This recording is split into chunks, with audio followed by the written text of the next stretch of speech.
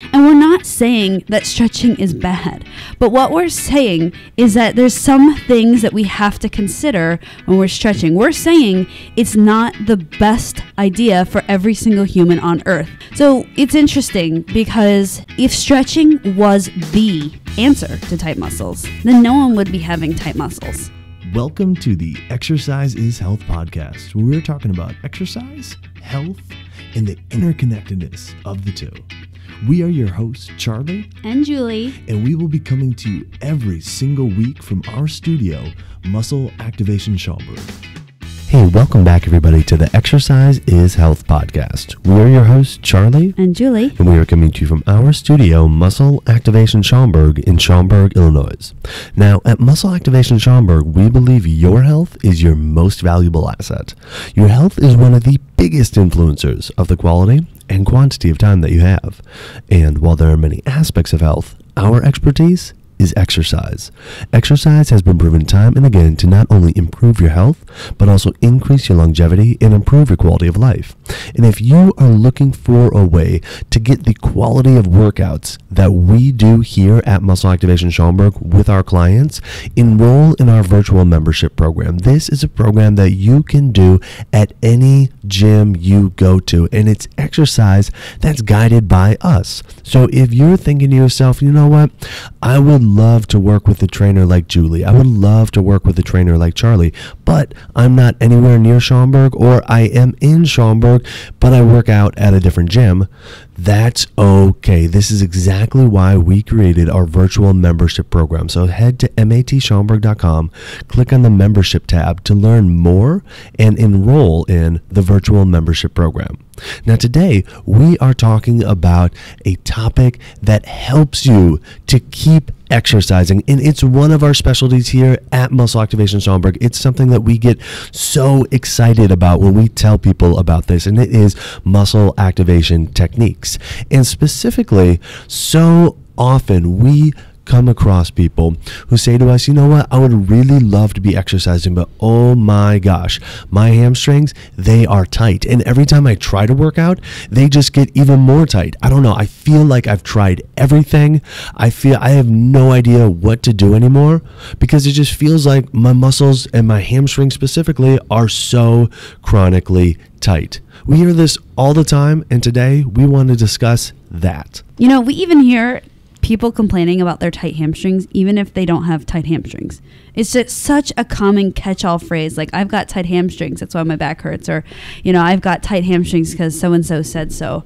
And it's really interesting because we hear one of two things. It's like, I've tried everything, which Charlie already brought up, and the other thing is I don't stretch enough. There's like this automatic assumption that every human on earth should be stretching every part of their body, especially if they sometimes get symptoms there, all the time.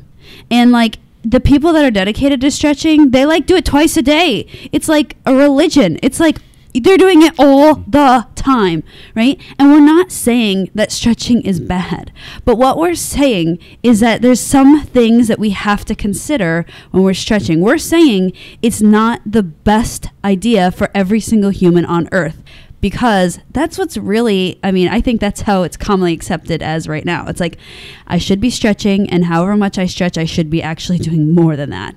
So it's interesting because if stretching was the answer to tight muscles, then no one would be having tight muscles. And we know that's not true because all of us experience tight muscles at some point. Some of us, unfortunately, feel it chronically, meaning you try stuff and it doesn't go away, or you feel it all the time, and you feel it for a very long time, like a couple months or a couple years or a couple decades. And some of us experience tightness as a very brief experience, like a day or 2 minutes or whatever. But we all know what that feeling of tight muscles is. And today we're talking about one we hear all the time, which is tight hamstrings. And I don't know how tight hamstrings became like the scapegoat of all tightnesses, but it has been. And it's blamed for knee issues, it's blamed for back issues, it's blamed for hip problems, it's blamed for everything. So I think it's really important that we're talking about this today because we can't just accept what's currently out there.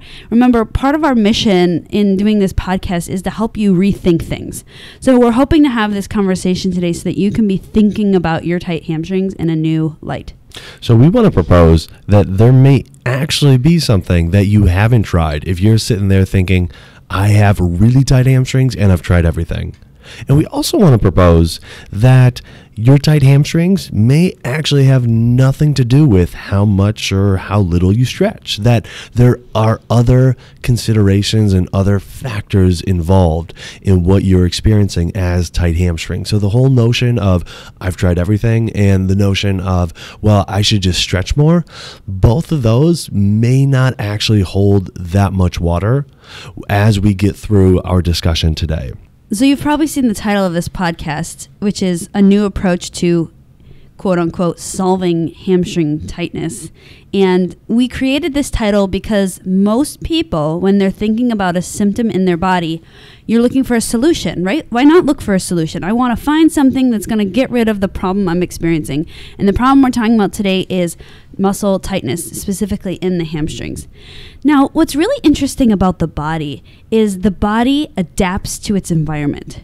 The body adapts to internal things, meaning things that's going on inside your body, like hormones, how the joints are doing, how your muscles are doing. So stuff underneath the skin, what's flowing through your bloodstream, all that internal stuff. And it also responds to all the external stuff that your body's in. For example, like the temperature you're in, right? Like a response of the body could be shivering. Or if you tell your body, okay, let's move this weight, whether it's an object around your house or at the gym. So that's adapting to the external environment. So your body is this adaptable, constantly changing thing that is changing relative to the inputs, or we could just say the environment, because the environment is the thing that brings the inputs of the environment that is external of the body, outside your skin, that is influencing you, and the stuff inside your body that's influencing you. This idea of adaptability is so important and never talked about. The reason it's so important is because there are rarely ever solutions. I mean, like solution period, meaning like there's one thing that solves your issue, meaning resolves the thing you're trying to resolve. Why? Because the body's constantly adapting. So what you can do is you could change the internal inputs, environment, and change the external inputs or environment to start inviting your body to adapt in a new direction. Because you have to think, if you have X, Y, and Z as your environment right now, it's going to ask your body to adapt in a certain direction.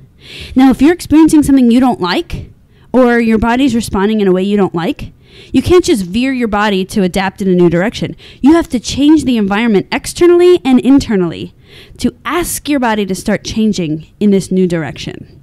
So that's why this word we put in the title, solving, is in not parentheses. What are those things called?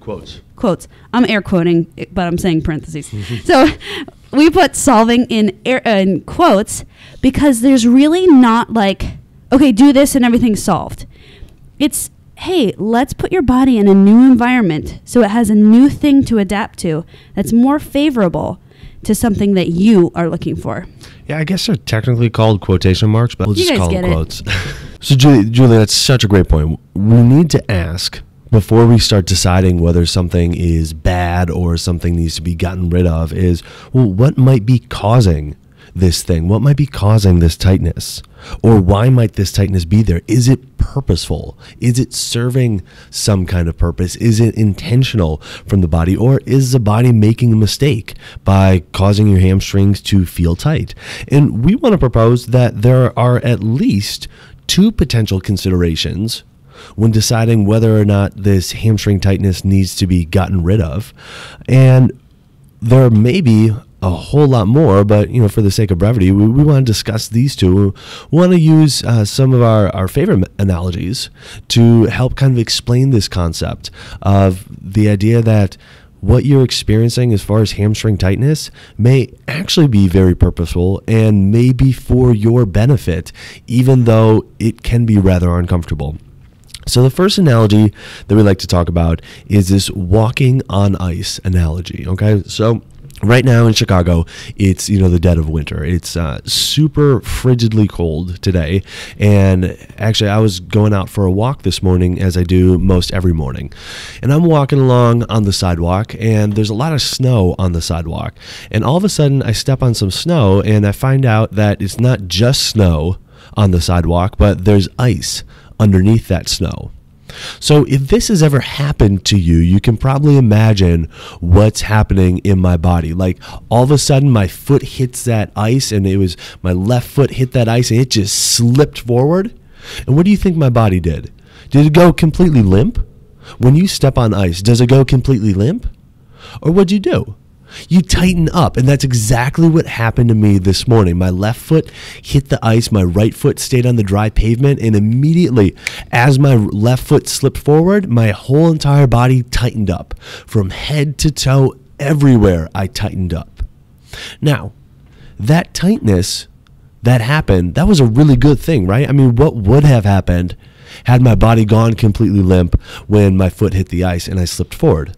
I would have tumbled and fallen. I could have hit my head. I could have really, really injured myself. I was joking with Julie. It's like tomorrow when I go for a walk, I need to wear my bike helmet, because the last thing I want to do is end up with a concussion just because I'm going for a walk, right?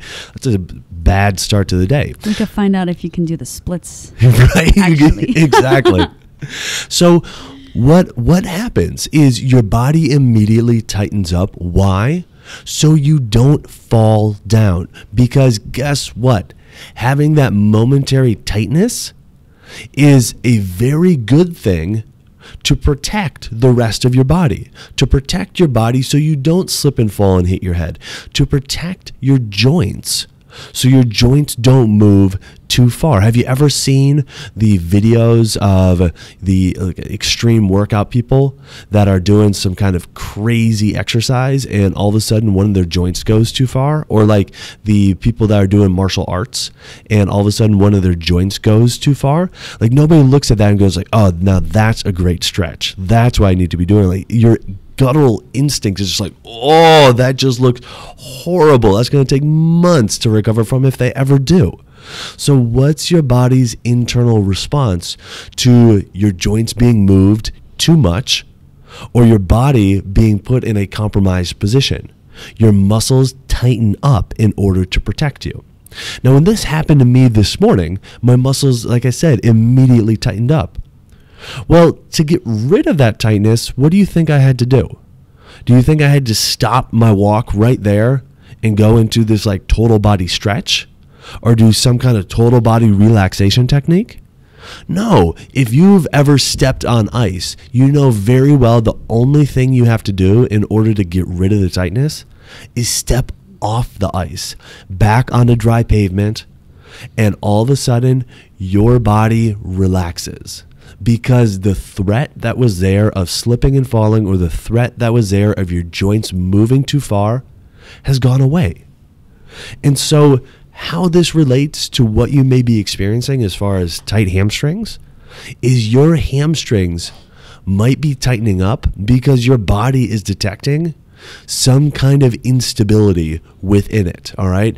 Just like the ice brought upon an unstable surface, the hamstrings might be tightening up because your body is detecting that somewhere within your body there's some kind of dysfunction. In order to protect you from that dysfunction, or in order to protect you from that dysfunction becoming a full-blown injury, your body tightens up so you don't get exposed to that dysfunction in as great of a degree. Yeah, I really love that analogy because number one, if you've ever been, anywhere on ice or even ice skating, you can relate to what it's like to be on an unstable surface and how that highly affects your mobility, but on purpose and for a good reason. And when our bodies do that, our bodies are specifically designed to protect against instabilities and areas of your body that are being compromised. So what your body does is a really, really smart thing, which is tighten up muscles. Now, again, unfortunately, these tight muscles can be uncomfortable. And remember, the current solution that we're often presented with is stretching, right? Or relaxing that tight muscle. But we have to remember that this tightness can be very, very purposeful. And if we are trying to get rid of the tightness without looking for the instability or solving the instability, or like what Charlie said, stepping off the ice, then it's very, very wise and purposeful again that our body resets up that tightness and reinstates the limited motion, and unfortunately reinstates that symptom that you're trying to get rid of. But that's the whole idea, is that, hey, maybe there's something here that our body's doing very, very, very intentionally. Another analogy we like to use is this idea of working with a team with your colleagues at work. So here's the example. And I'll use, because it's winter here, flu season is in full effect. Let's say you and your 9 colleagues are working on a big project. And let's just pretend everyone's working on the Schaumburg Health Summit, since that's coming up in May. 10 of us, we are working on the Schaumburg Health Summit, getting everything ready for May 18th here in Schaumburg. Yes, that's a plug. Anyways, so flu season hits. Y'all come back from holiday break, and only 5 people show up to work because the other 5 have called in sick because they've been with family, they've been exposed to all these new germs, they are out of service, and now your team of 10 has turned into a team of 5. What happens to those 5 people that have showed up to help work on the Schaumburg Health Summit? They are working overtime. They are getting over-caffeinated. There is 25 trips to Starbucks a day. Everyone is stressed out. Their shoulders are up to their ears. Everyone is going nuts. Okay? So these guys, they're overworking. And who's underworking, really, relative to the Schaumburg Health Summit? The 5 that are home sick with the flu, right? They're the ones that are not working on the Schaumburg Health Summit. They're not overworked or overstressed. Yes, they're working on other things because they're ill, but they're not working on the project that they were hired to work for, which is orchestrating this Schaumburg Health Summit, right? So the 5 people, the overstressed, overworked people, what's weird about this is that although they're the ones overstressed and overworked, they're the ones that are actually getting stuff done. And the ones that are at home with the flu are the ones that are not getting stuff done. But if we wanted to get the team of 5 that are at work to relax, feel better, not feel as overstressed. Yes, they're still going to work, but not overworked, right? What do we have to do? Do we have to hire a massage therapist for them to come in, cancel the event so they don't even have to work at all? No. What we have to do is nurse the 5 at home with the flu back to health. We need to get them back to work so that the work for 10 people can be distributed amongst 10 people instead of the work for 10 people being distributed amongst 5 people. So this happens in our body too. Let's take, for example, muscles that lift your leg up. We call those hip flexors. Let's say there's 10 hip flexor muscles that are supposed to help lift your leg. And let's say something has happened. You've overworked, you've underworked, or you've stressed out certain areas of your body. And so 5 out of the 10 hip flexors are now homesick with the flu, aka they're not working very well. So what's very likely to happen is that you're going to feel symptoms in the overworking muscles. And a lot of times you might feel it in the muscles that are overworking, and also potentially in a response of other tissues like hamstrings. They might start overworking as well. And what we always think is the ones that are overworking, the ones that I feel, the ones that are symptomatic, I need to get them asymptomatic. I mean, get rid of the symptom, get rid of the overworkingness. And the way to do that is not always just to get those ones to relax. The way to do that can also be, hey, where's our sick guys? Where's the ones that aren't showing up at all? Can we bring those back to the party? Can we bring those back to the workforce so that the work for 10, again, is distributed amongst 10? And that's how the body will return to balance rather than trying to address the ones that are overworking. And remember, the beauty of the ones that are overworking is that they're the ones working. So we have to find the ones that are not working, the muscles that are not working, bring them back to the table and allow them to participate so that the workload or the stress load can be evenly distributed once again. So the two potential considerations that we're proposing when you're experiencing something like tight hamstrings is that, first of all, your hamstrings may be tightening up to protect you from some underlying dysfunction that's present in your body. And if you just try to get rid of the tightness, you may lose the protection from that dysfunction, which can become more full-blown. So that's first consideration that we're proposing. The second consideration that we're proposing is that when you have something like tight hamstrings, the reason why they're feeling tight is because they are overworking for other muscles that aren't doing their job well. Some other muscles that share a similar role or perform similar duties to the hamstrings might not be working well. They may be homesick with the flu. And because of that, your hamstrings are having to overwork. And again, if you just try to get rid of the symptom of the tightness, what may end up happening is the only muscles that you have working well start to work not well because now they're not able to do their job. And all of a sudden, you don't have any muscles that are able to work well, and you have a much bigger problem than what you had at the beginning.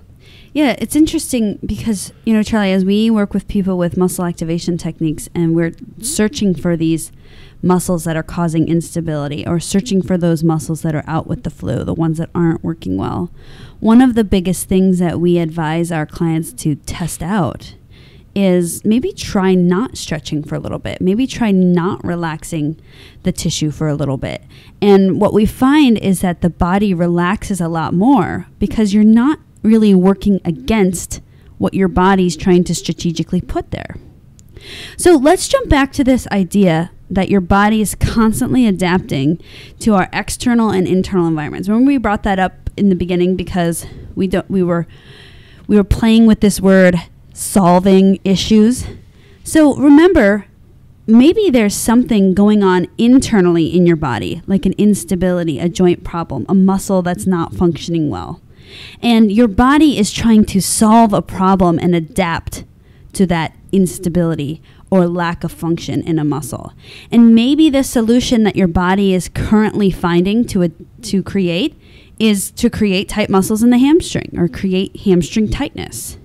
So when we're thinking about, again, how do we make this body adapt in a different direction than where I'm currently going, we have to think, how can I change the input? Or how can I change the internal or external environment so that my body starts solving problems in a new manner? Because if the solution to your problem right now is tight hamstrings, your body's going to keep trying to solve the problem in that way until the problem is no longer there to be solved.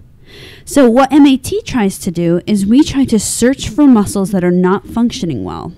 And oftentimes when we find those muscles and we're able to address them, and able to help them function better as muscles, there's a new internal environment in the body. And when that new internal environment is in your body is now trying to adapt to your body differently, meaning it has new problems to solve and hopefully maybe less problems to solve. And so oftentimes we find that the solution to this new internal environment may be a lot less tightness, maybe a solution of a lot less limited motion, or a solution with less symptoms that you are trying to get rid of. So if you're following everything we're saying so far and are interested in putting these concepts into practical action steps, we have 4 of them for you. Okay. So first of all, go check out the podcast that we did last year titled Flexibility, a New Age Solution to an Age-Old Problem, because we go into pretty great depth about different things and different considerations that you can do and that you can think about when it comes to flexibility. Secondly, as Julie said, stop trying to relax or release muscles, okay? Hands down, what we see across the board with our clients is the clients that stop stretching the soonest progress the fastest from a function standpoint, from a symptom standpoint. They just do. And so across the board, we see this that the clients that stop stretching the soonest progress the fastest. So consider that maybe everything that you've been trying to do has actually been working against you at some level. And maybe all you need to do is stop doing what you've been trying to do. The third thing is to practice focusing on squeezing muscles. Practice focusing on squeezing specific areas of your body, not super hard, but just feel different areas of your body squeeze gently. And anytime you go to a certain area of your body, if you start up by your shoulders and then work down through your calves, just start systematically squeezing and relaxing certain areas of your body. And if you find that when you try to squeeze a certain group of muscles, you're not able to that well, you're not able to make a great connection, that can be an indication that there's some underlying dysfunction going on within that group of muscles, which then leads us to our fourth action step, which is go get MAT. Okay, go find a certified muscle activation techniques specialist. Go to muscleactivation.com, click on the Find a Specialist tab, find somebody in your area who is certified and up to date with their certification with MAT, because what they are trained to do is to assess your body for where there is underlying muscular dysfunction and address that dysfunction. And when that dysfunction gets addressed by helping the muscles to contract better, what we see, at least in our practice, is that range of motion improves and that tightness that seems to chronically be there starts to dissipate. And it's a really, really neat thing to see people that have had chronically tight hamstrings or chronically tight low back all of a sudden report that tightness is not as persistent as it once was. It's not always there. And then over time, it can start to go away completely because the underlying dysfunction is starting to be addressed. Because remember, the general theme of the proposed considerations that we want you to take is that getting rid of tightness may actually have nothing to do with addressing the tightness or the symptoms directly, but rather identifying and addressing the underlying dysfunction. And that is exactly what MAT does. It's going to assess your body to figure out where there are these compensations, these muscle imbalances, these areas where your muscles are experiencing what is called contractile inefficiency, where your muscles can't contract well, and get those muscles working better. So the ice starts to get melted, and so the employees that are homesick get nursed back to health, and that tightness that you're chronically feeling can start to dissipate. Well, thanks so much for listening to us today. I hope this helped give you a new perspective on your tight hamstrings. And by any means, we're not trying to undermine the stress that it causes, because I know what it's like to have chronic tight muscles too. But we do want to offer this new perspective so that maybe you're able to find a quote-unquote solution to your hamstring problem. Hey, we do want to tell you about a new event that Charlie and I are bringing to the Schaumburg area this May 18th, 2019, from 9 a.m. to 2 p.m. We have the Schaumburg Health Summit. We have compiled a list of some amazing speakers, from medicine to holistic practitioners, nutritionists, gut health people, mental health professionals, fitness professionals. We're talking about it all. So if you would like to attend, please go check out our website, www.schaumburghealthsummit.com. If you know of a great speaker, someone that could contribute, someone that's got some brilliant ideas and then can back it up by science, please encourage them to apply online. There is a click here to apply to speak on our website. You can also buy your tickets there, and we also have some more opportunities for sponsoring. So if you are a health-based business in the Schaumburg or surrounding areas and you want to get in front of health-minded individuals, this is an event you definitely want to be at to make sure people are aware of your business. So we'd love for you to join us. Check out the website, schaumburghealthsummit.com. And while you're online, head on over to iTunes, leave us a rating and review, because it helps people find us. If you found this information useful at all, you might think that other people need to hear this information too. And I'm sure they would greatly appreciate hearing this information. And one of the ways to ensure that that happens is first, leaving us a rating and review so we show up better in search results, and second, sharing it. Who do you know that needs to hear this information? Who do you know that has chronically tight hamstrings? Share this episode with them so they can get a different perspective than what they may be currently used to hearing. Well, thank you so much for tuning in. We always appreciate it. Have a fantastic week, and we'll talk with you all next week.